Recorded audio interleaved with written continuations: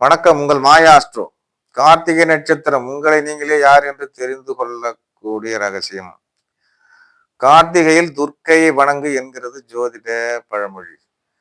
கார்த்திகை நட்சத்திரம் என்பது கார்த்திகை முதல் பாதம் காலபுருஷ தத்துவத்திற்கு முதல் ராசியான மேஷத்தில் அமைகிறது. கார்த்திகை 2, 3, 4 என்னன்னு கேட்டீங்கன்னா ரிஷிப ராசியில் அமைகிறது.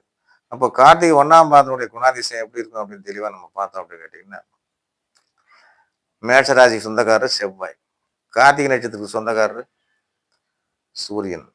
சூரியன் செவ்வாய் இந்த இரு கிரக குணாதிசயமே பெரும்பாலும் அமைவதற்கான வாய்ப்பு உண்டு. அப்போ கார்த்திகை 2, 3, 4 எப்படி இருக்குன்னு கேட்டீங்கன்னா, ரிஷிப ராசிக்கு சொந்தக்காரர் யாருன்னு கேட்டீங்கன்னா சுக்கிரன். கார்த்திகை நட்சத்திரத்துக்கு சொந்தக்காரங்க யாருன்னு கேட்டீங்கன்னா நட்சத்திர அதிபதி சூரியன். அப்போ கார்த்திகை 2, 3, 4ஆம் பாதத்திற்கு என்னன்னு கேட்டீங்கன்னா சூரியன் சுக்கிரன் இந்த இரு கிரக குணாதிசயமே பெரும்பாலும் அமைவதற்கான வாய்ப்பு உண்டு. இவங்களுடைய குணாதிசயம் பெரும்பாலும் எப்படி இருக்குன்னு கேட்டீங்கன்னா கொஞ்சம் சொகுசு வாழ்க்கை, ஆடம்பர பிரிவுகளாக இருப்பதற்கான பெரும்பாலும் வாய்ப்பு உண்டு.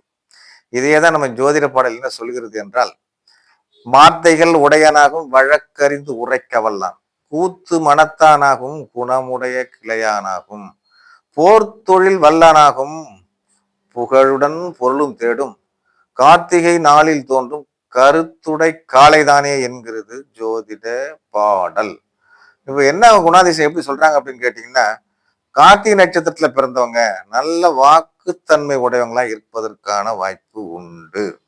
அடுத்தது வழக்குகளை தெளிவாக பேசி தீர்த்து வைக்கக்கூடிய வல்லமை பெற்றவர்களாக இவர்கள் இருப்பதற்கான வாய்ப்பு உண்டு. அடுத்து கேட்டீங்கன்னா பொன் பொருள் இவற்றுடன் புகழையும் தேடக்கூடிய வல்லமை பெற்றவர்களாக இவர்கள் இருப்பார்கள். அடுத்து என்னன்னு கேட்டீங்கன்னா, தன்னுடைய தாய் தந்தை குழந்தைகள் மேலும் பாசம் வச்சிருப்பாங்க. தர்ம சிந்தனை, தெய்வ பக்தி மற்றும் தைரிய மிக்கவர்களாகவும் இவர்கள் இருப்பதற்கான வாய்ப்பு உண்டு. கார்த்திகை நட்சத்திரக்காரங்க பெரும்பாலும் என்னன்னு கேட்டீங்கன்னா சொந்த தொழிலே கொஞ்சம் சிறப்பா இருக்கிறதுக்கான வாய்ப்பு உண்டு. இதுவே கார்த்திகை நட்சத்திரத்துடைய குணாதிசயமாக இருக்க வாய்ப்பு உண்டு. அடுத்தது இவர்களுடைய திசா காலங்களில் எந்தெந்த காலகட்டத்தில் ஏற்ற இறக்கம் இருக்கும் என்பதை பார்க்கலாம். இதுல என்னன்னு கேட்டீங்கன்னா கொஞ்சம் சந்திர திசை மட்டும் கொஞ்சம் மாறுபடும். ஏன்னா இந்த கார்த்திகை 1க்கு சந்திர திசை மட்டும் கொஞ்சம் மாறுபடும். ஏன் அப்படின்னு கேட்டீங்கன்னா, செவ்வாய் என்ன பண்றாரு, கடகத்துல நீச்சமாவார். ராசி அதிபதி சந்திர வீட்டுல போய் நீச்சமாவதுனால அந்த சந்திர திசையில் மட்டும் கொஞ்சம் ஒரு சில வேரியேஷன் வர்றதுக்கான வாய்ப்பு இருக்கு. சரி, கார்த்திகை 1 பாதவாரியாக எந்த காலகட்டத்தில் ஏற்ற இறக்கம் இருக்கும் என்பதை பார்க்கலாம். 5 வருஷம் முதல்ல ஒரு சூரிய திசை நடப்பதாக நாம் கணக்கீடு எடுத்துக்கொண்டால், இப்போ இது என்ன நடக்கும் அப்படின்னு கேட்டீங்கன்னா, 5 வயசுனாலும் குடும்பத்துல பணம் வரவு தனவரவு வருவதும் செல்வதுமாக இருக்கும். காரியங்கள் கொஞ்சம் தடைபட்டு திருப்பி நடக்கிறதுக்கான வாய்ப்பு உண்டு. இப்போ 5லேருந்து 5 வரைக்கும் என்னன்னு கேட்டீங்கன்னா, இவங்களுக்கு அடுத்து என்னன்னு கேட்டீங்கன்னா சந்திர திசை நடக்கும். இந்த சந்திர திசை என்ன அப்படி பண்ணுது அப்படின்னு கேட்டீங்கன்னா, இவங்களுக்கு கல்வியில் மந்தத்தன்மை, நோய் தொல்லை இதுதான் நிச்சயமா கொடுக்கும். கார்த்திகை 1ஆம் பாதத்துக்கு 15லேருந்து 22 வரக்கூடிய செவ்வாய் திசை இவங்களுக்கு எப்படி இருக்குன்னு கேட்டீங்கன்னா, இவங்களுக்கு நல்ல கல்வி, குடும்பத்துல தனவரவு பணவரவுலாம் இருக்கிறதுக்கான வாய்ப்பு உண்டு. இந்த செவ்வாய் 22லேருந்து 40 வரைக்கும் என்னன்னு கேட்டீங்கன்னா ராகு நடக்கிற மாதிரி வரும். இந்த முற்பாயராக திருமணத்தை செஞ்சு கொடுக்கும். முற்பாயராக சிறப்பு, பிற்பாயராக சிறப்பு இல்லை. பிற்பாயராக என்ன அப்படின்னு பண்ணும் அப்படின்னு கேட்டீங்கன்னா, காரிய தடை, குடும்பத்துல கணவன் மனைவி சண்டை சச்சரவு இது போல விஷயங்கள்லாம் வர்றதுக்கான வாய்ப்பு உண்டு. அடுத்து நம்ம கார்த்திகை 1 என்று நாம் கரெக்டா எடுத்துட்டோம் அப்படின்னு கேட்டீங்கன்னா, குரு திசைக்கு மேல் குரு திசை வரும் காலம் சிறப்பா இருக்கக்கூடிய காலமாக இவங்களுக்கு அமையும். ஏன்னா திடமான வேலை, நல்ல வேலை, நல்ல உத்தியோகம், தனவிருத்தி, வீடு வாகன சேர்க்கை. ஆக மொத்தம் என்னன்னு கேட்டீங்கன்னா 40லேருந்து 56 வயசு வரை நடக்கக்கூடிய குரு திசை இவங்க சிறப்பாக அனுகூலம் பெறலாம். அதை இவங்க பயன்படுத்தி கொள்ள வாய்ப்பு உண்டு. ஆக மொத்தம் கார்த்திகை 1க்கு குரு திசை ஒரு முன்னேற்றமான திசையாகத்தான் உண்டு. அடுத்து கார்த்திகை 2 ஒரு 4 வயசு வரைக்கும் நம்ம ஒரு சூரிய திசை கணக்கிட்டாலும் அப்படியே என்னன்னு கேட்டீங்கன்னா, குடும்பத்துல பண வரவு வரவும் செல்வதுமாக இருக்கும். காரியம் தடைபட்டு நடப்பதற்கான வாய்ப்பு உண்டு. 3லேருந்து 13 வயசு வரைக்கும் நடக்கக்கூடிய சந்திர திசை. இந்த சந்திர திசை என்னன்னு கேட்டீங்கன்னா, சந்திரன் இந்த ரிஷிப ராசியில உச்சமடைவார். அதனால நல்ல கல்வியை கொடுப்பாரு. குடும்பத்துல படிப்படியான முன்னேற்றத்தை கொடுப்பதற்கான வாய்ப்பு உண்டு. 4லிருந்து 14 வயசு வரைக்கும் நடக்கக்கூடிய சந்திர திசை. 14லிருந்து 21 வயசு வரைக்கும் நடக்கக்கூடிய செவ்வாய் திசையும் என்னன்னு கேட்டீங்கன்னா, நல்ல கல்வி, குடும்பத்தில் தனவரவு, செல்வ சேர்க்கை இதெல்லாம் நடப்பதற்கான வாய்ப்பு உண்டு. 21லிருந்து 39 வரைக்கும் வரக்கூடிய ராகு திசை, முற்பாதி ராகு சிறப்பு, பிற்பாதி ராகு சிறப்பில்லை. முற்பாதி ராகுல கல்யாணத்தை பண்ணி கொடுப்பாரு, கல்யாணத்தை பண்ணி வைப்பாரு. பிற்பாதி ராகுல குடும்பத்துல கொஞ்சம் சண்டை சச்சரவு, காரிய தடை கொடுப்பாரு.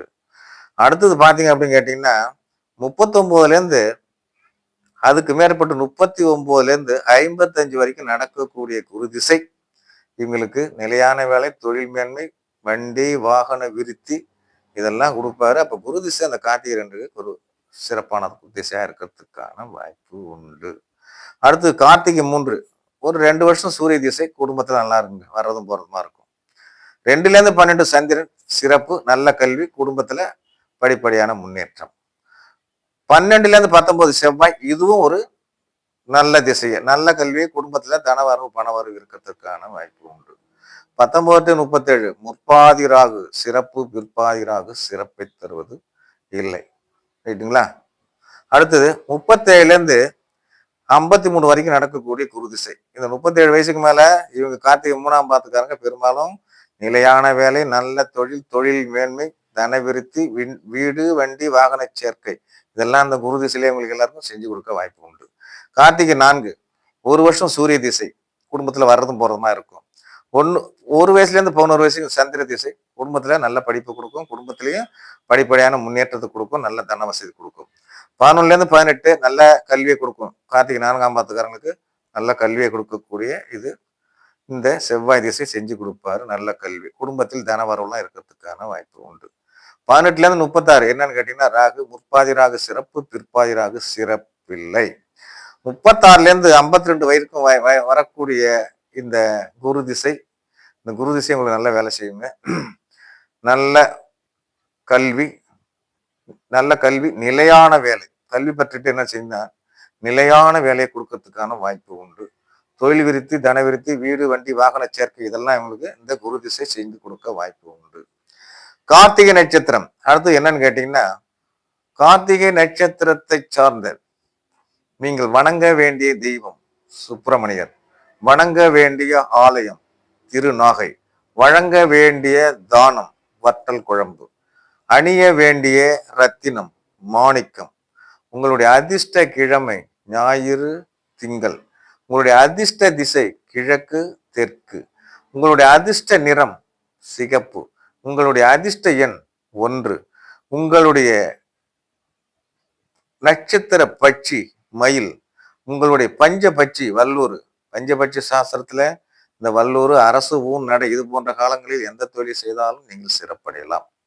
அடுத்து நீங்கள் வணங்க வேண்டிய சித்தர் ரோம ரிஷி சித்தர்.